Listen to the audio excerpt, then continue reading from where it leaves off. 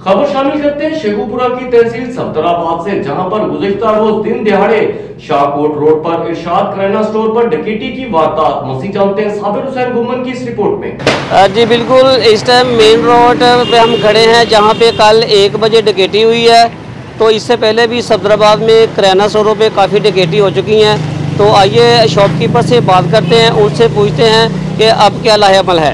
2 बंदे आए आ दुकान पे, बाकी पहले दुकानदार हजरात ਨੂੰ समान देन डे आ, बिल मैं उन्होंने बना रहा हाँ। आए आके मैंने कहते भाई समान साडा लिखो। मैं कहा भाई मैं बिल का ना टोटल ला ला, फिर समान तुहाडा लिखा। मैं कहा बैठ जाओ तुसीं फटे ते। वो एक जना बैठ गया, एक खड़ा वा।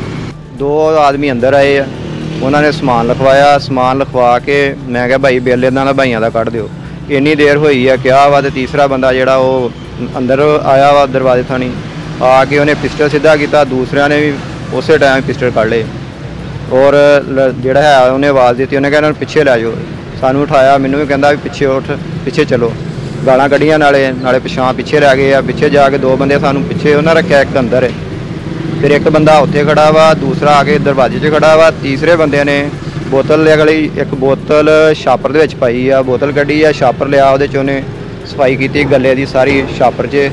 उस तो बाद दुकानदार एक ने भोड़ू का दुकानदार सी, उन्हें पर्स कढ़िया जेब के विचों, पर्स कढ़ के उन्हें सुटिया वा। तो जिहड़ा उत्थे खड़ा सी पिस्टल वाला, उन्हें उन्होंने गालां कढ़ियां, पैसे लकान डिया। जिहड़ा इतों गले पहले करके गया, उन्हें जांदियां उहदे चंडा मारियां वा।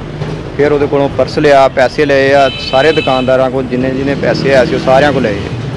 और उस तो बाद फिर 2 दुकानदार आए आ बाद च, उन्होंने इशारा भी किया नाज़िम ने। उन्हें कहा ला इलाहा इल्लल्लाह मुहम्मद रसूलुल्लाह। जिस बंदे ने हरकत की मैं ब्रेस्ट मारना, किसी ने हरकत नहीं की। उन्होंने तसल्ला की करके 2 जने भज के मोटरसाइकिल पर बैठे या तीसरा फिर बाद च गया। मेरा तकरीबन 7 लाख का मेरा ज़ाती है।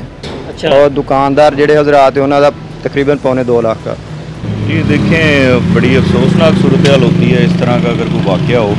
हमारी हद्दुल इम्कान कोशिश है कि पहले तो इस हवाले से जो वैसा जो वाक़या होता है उसकी रोकथाम के लिए इक़दाम हों।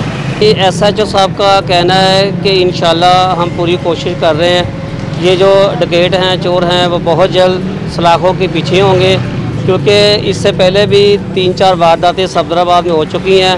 तो अभी तक वो डकैत चोर पकड़े नहीं जा सके। तो SHO नवीद साहब विरक साहब का कहना है कि इंशाल्लाह बहुत जल्द ये चोर डकैत सलाखों के पीछे होंगे। कैमरामैन राहिल के साथ साबिर हुसैन, राज न्यूज़, सफदराबाद।